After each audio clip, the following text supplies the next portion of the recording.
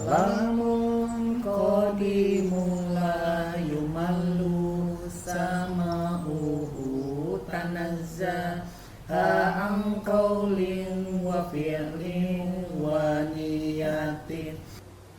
Assalamualaikum warahmatullahi wabarakatuh. Alhamdulillahilladzi arsala rasulahu bil huda wa dinil haq yudhhirahu 'alad dini kullihi wa kafa billahi syahida. Asyhadu an la ilaha illallah wa asyhadu anna Muhammadan abduhu wa rasuluh. Rabbi shrah li sadri wa yassir li amri wahlul 'uqdatam min lisani yafqahul qawli. Amma ba'd. Ibu-ibu, bapak-bapak yang saya hormati dan saya sayangi, marilah pertama-tama kita panjatkan puji syukur kehadirat Allah Subhanahu wa taala yang telah memberikan kita nikmat dan karunia yang tiada henti dan tak terukur banyaknya, antara lain hingga kita bisa dapat melangkahkan kaki, meringankan kaki dari rumah hingga menuju ke majelis yang dimuliakan Allah ini. Amin. Salawat serta salam marilah bersama tetap kita bacakan kepada Nabi besar Muhammad Sallallahu Alaihi Wasallam, seorang pemimpin sejati yang harus kita teladani karena beliau telah sukses membawa peradaban manusia dari kegelapan menuju terang benderang. Semoga kita kelak akan mendapatkan syafaat dari beliau ya yaumil akhir. Amin. Alhamdulillah, kita sangat bersyukur ya pada kesempatan kali ini kita sudah mencapai ayat ketiga dari Al-Baqarah. Seperti ini pertemuan kedua dalam surat Al-Baqarah ini ya.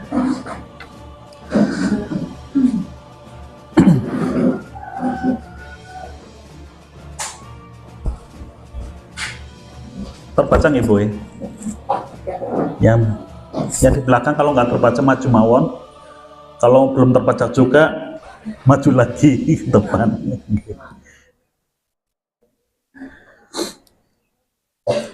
A'udzubillahi minasyaitonirrajim. Alladzina yu'minuna bil ghaibi wa yuqimunas sholata wa mimma razaqnahum yunfiqun. Yaitu orang-orang yang beriman pada yang gaib, menegakkan sholat dan menginfakkan sebagian rezeki yang kami anugerahkan kepada mereka. Itu terjemahan dari Kementerian Agama ya.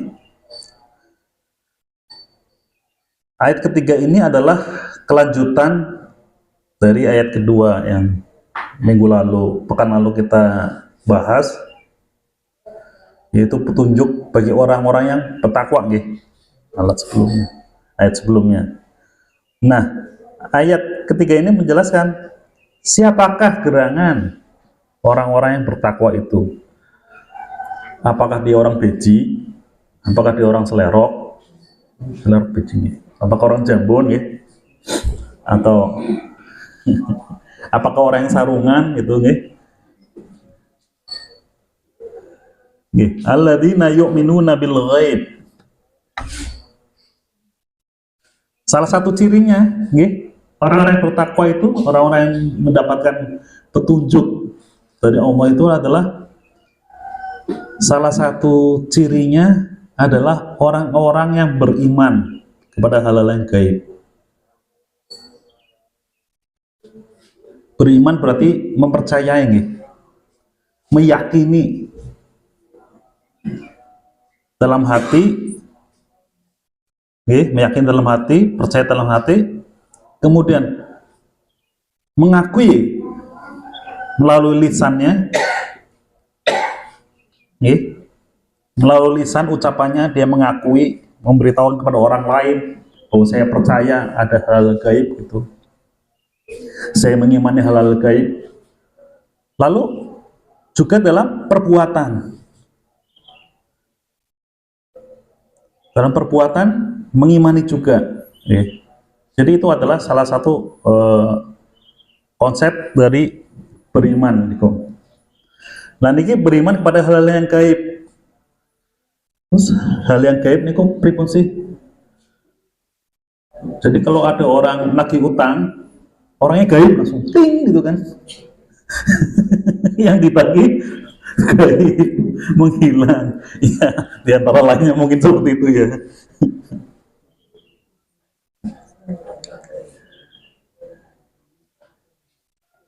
Secara bahasa itu hal-hal yang tidak dapat dirasakan oleh panca indera manusia. Gitu.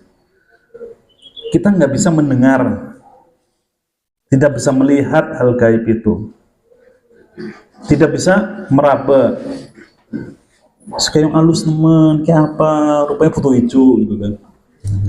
Nggak bisa diraba atau dicium gitu. Baunya kayak nangka misalkan, enggak bisa. Ya, misal malaikat Jibril baunya seperti melati, boten saya. Karena masuk makhluk gaib. Jadi semua perangkat sensorik yang diberikan Allah kepada kita itu tidak dapat mencapai atau merasakan apa itu hal-hal gaib, wis mentok. Dan juga pemikiran sederhana tidak akan nyampai kecuali kita berpikir secara keras, kemudian mendapatkan literatur dari Quran serta hadis Nabi, barulah kita akan sampai. Contohnya keberadaannya itu adalah ruh. Ruh itu di mana gitu kan? Tapi ada ya, setiap makhluk hidup itu pasti punya ruh. Terus kalau orang mati suri itu ruhnya di mana? Ada pertanyaan lagi. Terus orang yang misalkan ada yang batang otaknya mati, niku yang di leher itu ada syaraf, itu namanya banyak banget, ada organ namanya batang otak. Kalau kecelakaan hebat itu bisa cedera, mati. Tapi otak dan struktur tubuhnya masih hidup. Sambekan. Ini dijiwit ya sih. Oh iya gitu. Tapi harus ngapa-ngapain, harus kayak tanduran. Jadi harus pakai infus, segala macam makanannya dipasok. Nah, apakah dia masih punya ruh? Orang yang udah nggak sadar seperti itu. Biasanya nanti dokter akan tanya kepada keluarga, udahlah, kasihan, kita akhiri saja penderitaannya gitu. Akhirnya euthanasia itu, disuntik sampai meninggal. Itu ruhnya di mana kita nggak tahu. Jin, kita nggak ngerti wujudnya kayak apa.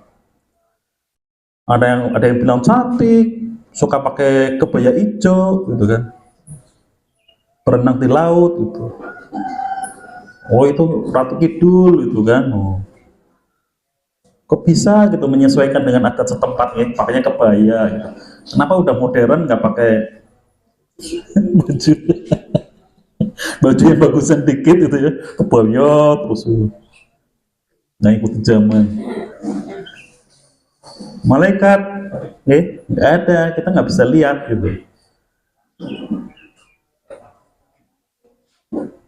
Alam kubur, sebelah situ kuburan itu. Apa yang kita lihat?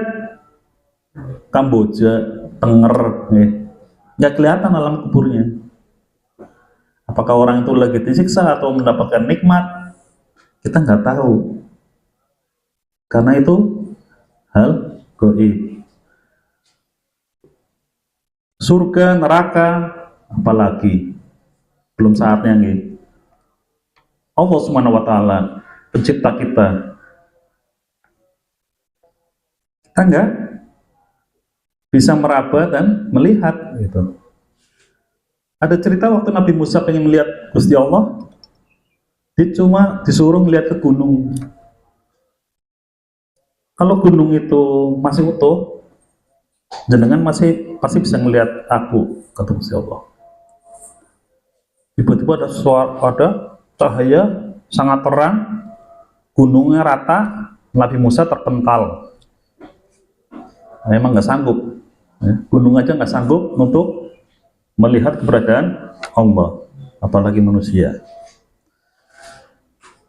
Nah, di sini lumrahnya manusia hanya akan percaya, setelah melihat, mendengar, meraba, atau menghidu. Menghidu itu apa sih? Mengambung gitu.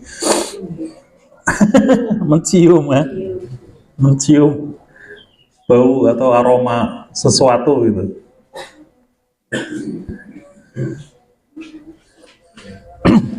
Kan orang kafir atau orang ateis kata niku, mana Tuhan? Tuhan nggak ada. Kita nggak bisa lihat Tuhan. Kita nggak usah percaya gitu. Monggo pinara. Di depan masih ada, Bu.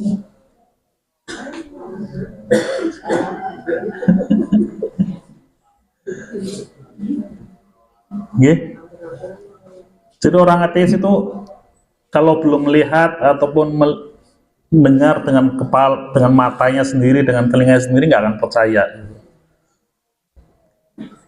Tapi kita disuruh untuk percaya, karena memang ada, cuma gaib gitu. Jadi itu adalah alladzina yu'minuna bil ghaib.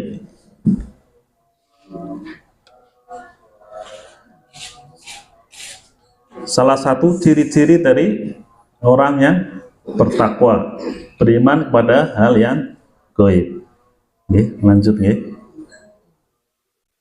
wa yuqimunas sholat, menegakkan sholat. Jadi kalau ngaku beriman tapi nggak sholat, ya ngapunten, tiketnya nggak jadi dapat gitu kan. Salah satu syaratnya itu harus mau sholat gitu. Ya, melaksanakan ibadah sholat secara benar sesuai syarat, rukun dan sunnahnya, secara khusyuk pada Allah dan bukan lalai pada sholatnya. Ini bukan lalai pada sholat. Dalam sholat ini surat Al-Ma'un ayat ke-5 gitu. Fawailul lil musholin.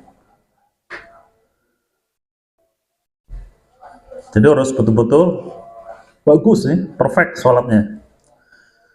Kenapa kita suruh sholat? Kita diperintahkan untuk lapor cek kondisi pada Sang Pencipta 5 kali sehari. Jadi kalau ibaratnya kalau kita jadi prajurit ditempatkan di suatu lokasi, itu kita ada kewajiban untuk lapor tiap hari, entah pakai HT, entah pakai HP, entah pakai satelit lapor komandan aman gitu kan. Nah, kalau kita malas, si komandan nggak tahu dong kondisinya gimana. Wah, nggak lapor-lapor, jangan-jangan udah kuasai musuh. Ya udah, beci dibom aja, pada laporan dibom, bleng. Padahal nggak ada apa-apa, gara-gara yang jaga itu males laporan. Gampangnya ketus niku. Jadi kalau kita nggak pernah lapor, ya Gusti Allah juga males sama kita tuh mau lapor, belum ngadep, syukur gitu.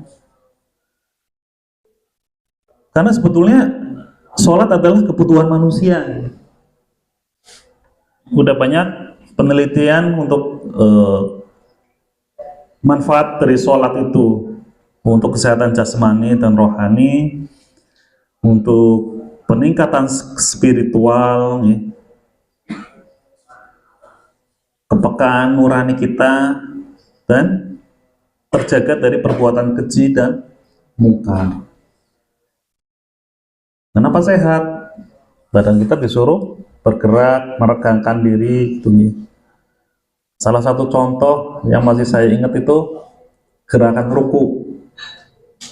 Ruku itu harus rata air dan tarik ke arah depan gitu. Jadi disitulah tulang belakang itu akan mengalami peregangan yang tepat. Kalau kita tegak kayak gini terus meregang, percuma, karena tetap akan mendapat beban dari anggota tubuh. Nah, kalau kita berbaring terus meregang, nggak optimal juga, karena ada tumpuan ke lantai atau matras.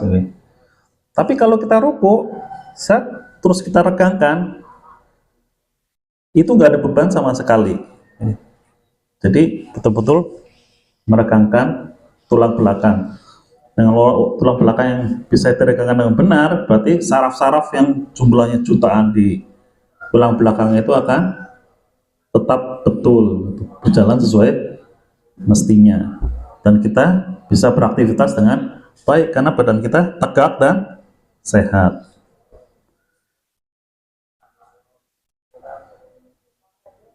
Lalu peningkatan spiritual, karena kita sering berkomunikasi dengan Gusti Allah melalui sholat yang khusyuk, kita akan upgrade secara spiritual.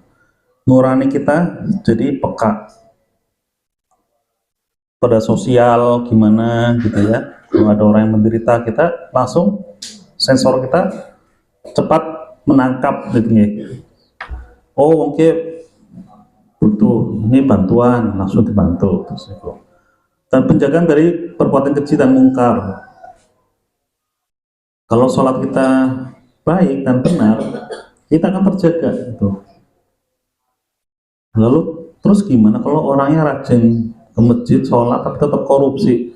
Ya berarti sholatnya nggak benar gitu ya. Bukan salah sholatnya, orangnya belum benar dalam sholat. Terus 5 kali sehari, ya ada cerita kalau Kanjeng Nabi itu waktu Isra Mi'raj sebetulnya dapat perintah sholat berapa? 50 kali. Terus ketemu Nabi Musa nganyang gitu. Ya wallahu a'lam. Katanya sih sahih ya. Bukhari, riwayat Bukhari dan Muslim. Tapi kok kelihatannya konyol banget itu. Anyang-anyang. Dan biasanya itu yang konyol-konyol itu ceritanya Israiliyat ya.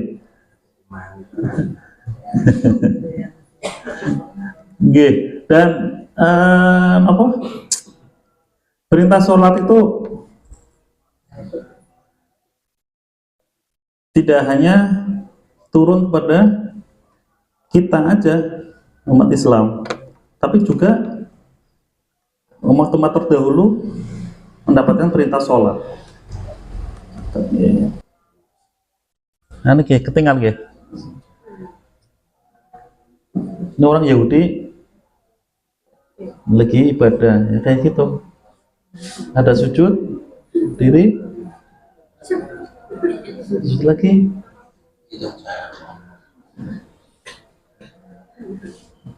Ya, banyak miripan ya sama sholatnya kita. Jadi perintah sholat itu udah lama dari zaman Nabi Musa, zaman Nabi Ibrahim. Cuma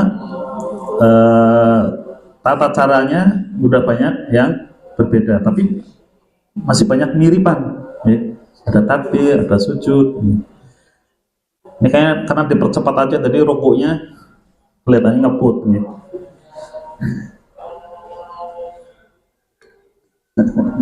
Cuma lucu ya, kupingnya dicekali terus.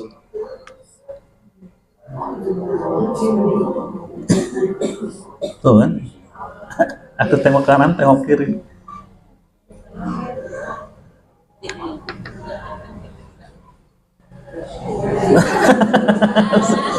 Saya ngabuk. Ya gila harusnya kok gitu.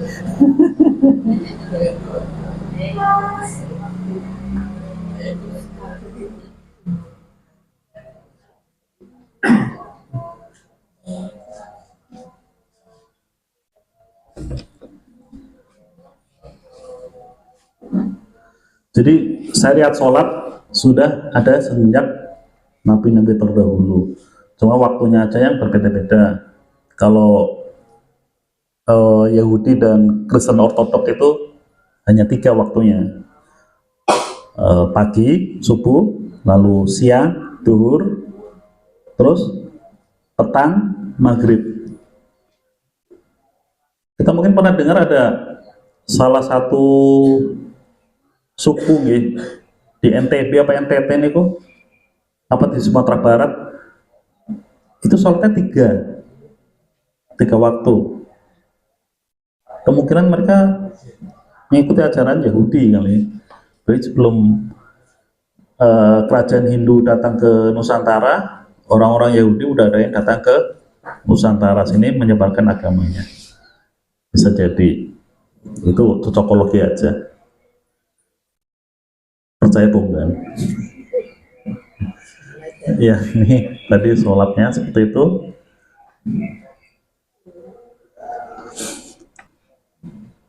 Wa mimma razaqnahum yunfikun, dan menginfakkan sebagian rezeki yang kami anugerahkan kepada mereka. Jadi rezeki yang diberikan Allah itu, orang-orang yang bertakwa itu akan selalu menginfakkannya, membelanjakannya, membagikannya ke jalan Allah. Gitu. Lalu apakah rezeki itu hanya berupa uang? Rezeki itu adalah segala sesuatu kenikmatan yang diberikan Allah kepada kita. Itulah rezeki. Bisa uang, hasil panen, hasil perdagangan, rumah, kebun, tanah, waktu senggang yang kita miliki, ilmu pengetahuan yang kita punya, kesehatan kita yang selalu kita jaga, keluarga yang kita sayangi, dan kehidupan yang kita cintai. Jadi orang-orang yang bertakwa itu tidak akan segan-segan untuk menginfakkan sebagian uangnya.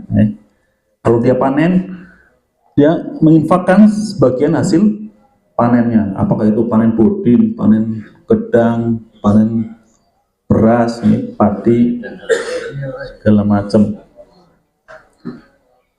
Enggak hitungan, diinfakkan ke jalan Allah. Kebun, hasil tanah, kalau punya waktu luang diinfakkan untuk belajar, untuk ngaji, atau untuk mengajar juga, atau untuk keluar berdakwah.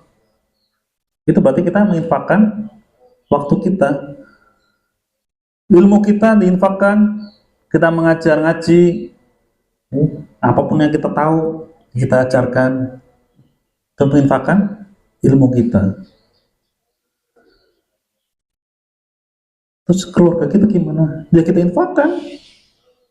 Jadi kalau anak kita belajar agama di pesantren jangan dihalang-halangi. Aduh, pesantren kok kudekan kering. Gitu. Salah satu pengorbanan Jadi ya udah. Kita cari pesantren yang baik ya, yang itu istilahnya apa sih ya, stigma pesantren yang nggak bagus. Tapi sekarang insya Allah udah bagus-bagus ya, nggak ada lagi yang kudigen, apalagi korengan. Jauh kan kadang-kadang melas gitu ya, bocah cilik atau suka wong tua gitu kan, mereka pesantren itu termasuk kita menginfakkan anak kita supaya belajar agama, yang untuk nantinya mereka mendapatkan bekal ilmu, akan mengamalkan ilmu agama yang sudah ditimbanya di pesantren kepada masyarakat. Jangan khawatir, itu akan dicatat sebagai infak ibu-ibu dan bapak-bapak. Kalau udah panggilan jihad, ya wis mangkat benang, tom makan apa-apa, mana yang itu bisa infakkan nggak usah Allah.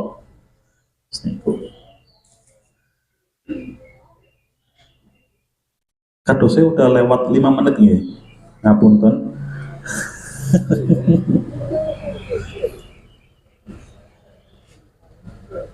Dan tepat kelihatannya sudah sampai. Monggo beda dan tim sudah sampai.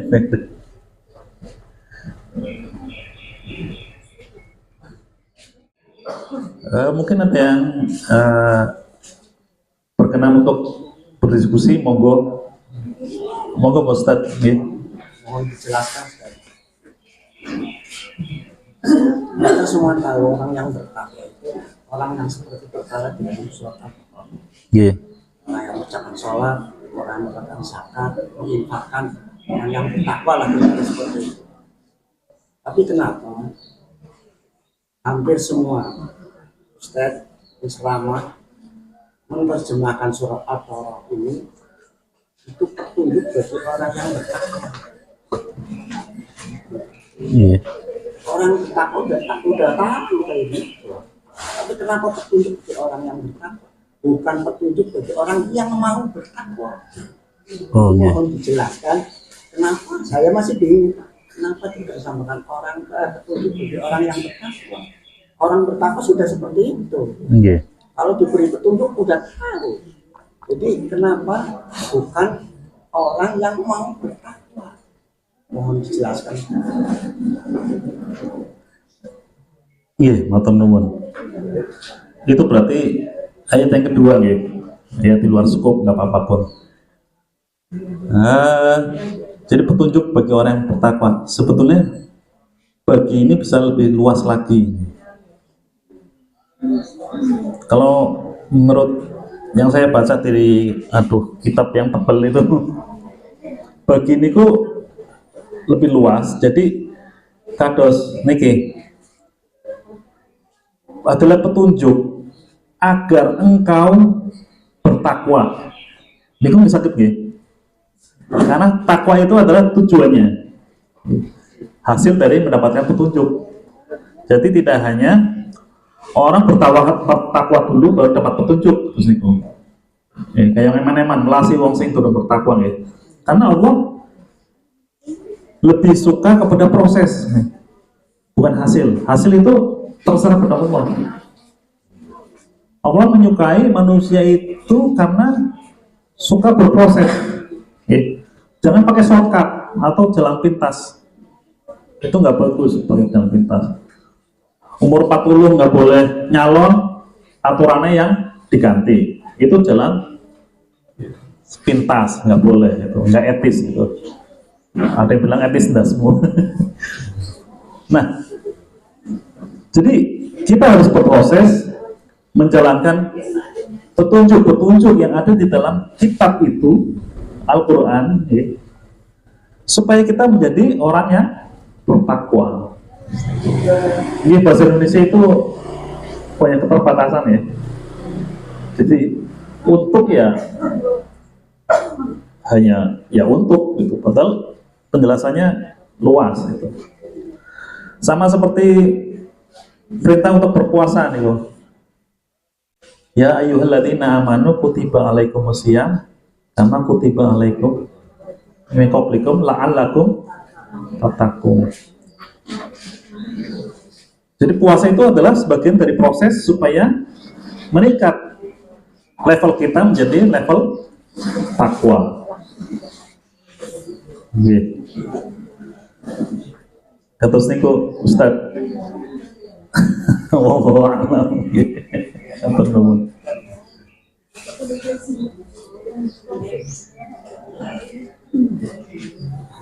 Menarik pertanyaannya, teman-teman.